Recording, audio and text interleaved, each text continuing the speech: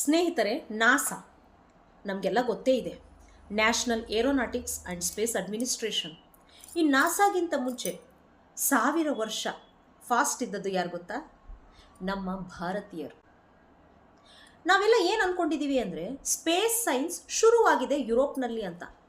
But ಒಂದು ಕಾಲ ಇತ್ತು, ಆಗ ಕರೆಂಟ್ ಇರಲಿಲ್ಲ, ಸ್ಯಾಟಲೈಟ್ ಇರಲಿಲ್ಲ, ಟೆಲೆಸ್ಕೋಪ್ ಇರಲಿಲ್ಲ. ಆಗಲೂ ಕೂಡ ನಮ್ಮ ಭಾರತೀಯ ಒಬ್ಬ ಗಣಿತಜ್ಞರು, ಖಗೋಳಶಾಸ್ತ್ರಜ್ಞರು, ಹಿ ಈಸ್ ಅ ಜೀನಿಯಸ್. ಈ ವ್ಯಕ್ತಿ ಬ್ರಹ್ಮಾಂಡದ ಒಂದು ಸತ್ಯವನ್ನು ಹ್ಯಾಕ್ ಮಾಡಿದರು. ಆ ವ್ಯಕ್ತಿ ಯಾರು ಅಂತ ನಿಮಗೆ ಗೊತ್ತಾಗಬೇಕಾ? ಹಾಗಾದರೆ ಈ ವಿಡಿಯೋವನ್ನು ಕಂಪ್ಲೀಟಾಗಿ ನೋಡಿ. ನಾನು ಹೇಳ್ತಾ ಇದ್ದೀನಲ್ವಾ, ಒಬ್ಬ ಭಾರತೀಯ ಜೀನಿಯಸ್ ಇದ್ದಾರೆ ಅಂತ. He was the first coder. ಈಗ ನಾವೇನು ಹೇಳ್ತೀವಿ, ಸಾಫ್ಟ್ವೇರ್ ಇಂಜಿನಿಯರ್ಸ್ ಎಲ್ಲ ಕೋಡಿಂಗ್ ಮೆಥಡ್ನ ಬಳಸ್ತಿದ್ದಾರೆ ಅಂತ. ಈ ಮೆಥಡ್ನ 5ನೇ ಶತಮಾನದಲ್ಲಿ ನಮ್ಮ ಭಾರತೀಯ ವ್ಯಕ್ತಿಯೊಬ್ಬರು ಬಳಸಿದರು. ಅವರು ಅಕ್ಷರಗಳ ಕೋಡಿಂಗನ್ನು ಬಳಸಿದರು. ಎಸ್, ದೊಡ್ಡ ದೊಡ್ಡ ನಂಬರ್ಸ್ನ ಕವಿತೆಗಳಲ್ಲಿ ಬಚ್ಚಿಟ್ಟಂಥ ಮಹಾನ್ ಹ್ಯಾಕರ್ ಇವರು. ಅವರೇ ನಮ್ಮೆಲ್ಲರ ಹೆಮ್ಮೆ, ನಮ್ಮ ಭಾರತೀಯ ಖಗೋಳಶಾಸ್ತ್ರಜ್ಞರು, ಗಣಿತಜ್ಞರು ಆದಂಥ ಶ್ರೀಯುತ ಆರ್ಯಭಟ್ರವರು. ಅವರ ಬಗ್ಗೆ ನಾವಿಂದು ತಿಳಿಯೋಣ. ನಮ್ಮ ಪಠ್ಯಪುಸ್ತಕ ಹೇಳುತ್ತೆ ಭೂಮಿ ತಿರುಗೋದು ಕಂಡು ಹಿಡಿದಿದ್ದು 16ನೇ ಶತಮಾನದಲ್ಲಿ ಅಂತ. But this is a big lie. ಯಾಕೆ ಗೊತ್ತಾ? ನಮ್ಮ ಆರ್ಯಭಟ್ರವರು ಕ್ರಿಸ್ತಶಕ 499ರಲ್ಲೇ ಭೂಮಿ ತಿರುಗೋದನ್ನು ಕಂಡು ಹಿಡಿದಿದ್ರು. ಏನು ಗೊತ್ತಾ? ದೋಣಿಯಲ್ಲಿ ಹೋಗುವವನಿಗೆ ಮರಗಳು ಚಲಿಸಿದ ಹಾಗೆ ಕಾಣುತ್ತೆ, ಹಾಗೆ ಭೂಮಿ ತಿರುಗೋದ್ರಿಂದ ನಕ್ಷತ್ರಗಳು ಓಡಿದ ಹಾಗೆ ಕಾಣಿಸುತ್ತೆ ಅಂತ ಹೇಳಿದರು. ಇದೇ ಅಲ್ವಾ ರಿಯಾಲಿಟಿ ಅಂದರೆ? ಹೌದು. 0.0001% ಎರರ್. ಏನು ಗೊತ್ತಾ? ಒಂದು ದಿನಕ್ಕೆ ಎಷ್ಟು ಗಂಟೆಗಳು?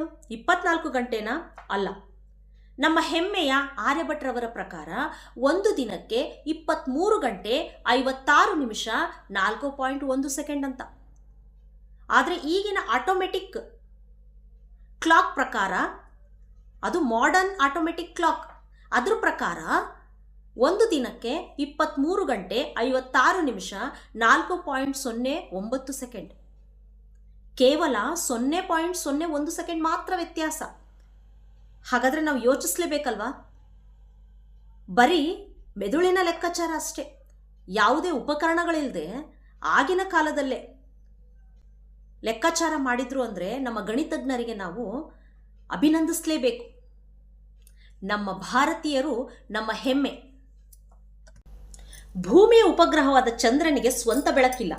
ಆದರೆ ಆಗಿನ ಕಾಲದ ಕವಿಗಳು ಚಂದ್ರನ ಬೆಳಕನ್ನು ತುಂಬ ವರ್ಣಿಸ್ತಾ ಇದ್ರು. ಆಗ ನಮ್ಮ ಆರ್ಯಭಟ್ರವರು ರಿಯಾಲಿಟಿ ಚೆಕ್ ಕೊಟ್ಟರು. ಹೇಗೆ ಗೊತ್ತಾ? ಚಂದ್ರನಿಗೆ, ಬ್ರೋ, ಇದು ನಿನ್ನ ಸ್ವಂತ ಬೆಳಕಲ್ಲ, ಸೂರ್ಯನಿಂದ ಬಂದ ಬೆಳಕು. That is reflection. So science over emotion, his style. ಇದೇ ನಮ್ಮ ಆರ್ಯಭಟ್ರವರ ಸ್ಟೈಲ್. ಇಂದು ನಾವು ಬಳಸ್ತಾ ಇರುವ 0 ಇದೆಯಲ್ಲ, ಇದು ನಮ್ಮ ಹೆಮ್ಮೆಯ ಭಾರತೀಯರಲ್ಲೊಬ್ಬರಾದ ಆರ್ಯಭಟರ ಕೊಡುಗೆ. ಮತ್ತು ಪೈ ಮೌಲ್ಯ 3.142 ಅಂತ ನಾವು ಬಳಸ್ತಾ ಇದ್ದೀವಲ್ವಾ, ಇದು ಅಂದೇ ನಮ್ಮ ಆರ್ಯಭಟ್ರವರು ನಿಖರವಾಗಿ ಅದ್ರ ಬೆಲೆ ಹೇಳಿದರು, 3.1416 ಎಂದು. ಎಂತಹ ಹೆಮ್ಮೆ ಅಲ್ವಾ? ಅದರೊಂದಿಗೆ ಇಂದು ನಾವು ಬಳಸ್ತಾ ಇರುವ ತ್ರಿಕೋನಮಿತಿ, ಟ್ರಿಗ್ನೋಮೆಟ್ರಿಯನ್ನು ಆಗಲೇ ಅವರು ಅದ್ರ ಬಗ್ಗೆ ವಿವರಿಸಿದರು. ಆರ್ಯಭಟ್ರವರು ತಮ್ಮ ಆರ್ಯಭಟೀಯ ಎನ್ನುವಂಥ ಒಂದು ಗ್ರಂಥದಲ್ಲಿ ಗಣಿತದ ಬಗ್ಗೆ, ಖಗೋಳಶಾಸ್ತ್ರದ ಬಗ್ಗೆ ತುಂಬ ಚೆನ್ನಾಗಿ ವಿವರಿಸಿದ್ದಾರೆ. ಇಂತಹ ಒಬ್ಬ ಗಣಿತಜ್ಞ, ಖಗೋಳಶಾಸ್ತ್ರಜ್ಞ ನಮ್ಮ ದೇಶದ ಆಸ್ತಿ. ಇವರು ನಮ್ಮ ಭಾರತದ ಒಂದು ರತ್ನ. ಇವರ ನೆನಪಿಗೋಸ್ಕರ ನಾವು ಯಾವಾಗಲೂ ನೆನಪಿಡಬೇಕಲ್ವಾ? ಅದಕ್ಕೋಸ್ಕರ, ಇವರ ಒಂದು ನೆನಪಿಗೋಸ್ಕರ ನಮ್ಮ ಭಾರತದ ಮೊದಲ ಕೃತಕ ಉಪಗ್ರಹಕ್ಕೆ ಆರ್ಯಭಟ್ ಎಂಬ ಹೆಸರಿಟ್ಟಿದೆ. ಇಷ್ಟೆಲ್ಲ ಸಾಧನೆ ಮಾಡಿದ ನಮ್ಮ ಆರ್ಯಭಟ್ರವರಿಗೆ ನಾವು ಯಾವಾಗಲೂ ಋಣಿಗಳಾಗಿದ್ದೀವಿ. ಇದೇ ನಮ್ಮ ಭಾರತ ದೇಶ, ನಮ್ಮ ಹೆಮ್ಮೆ. ಎಲ್ಲರಿಗೂ ಧನ್ಯವಾದಗಳು.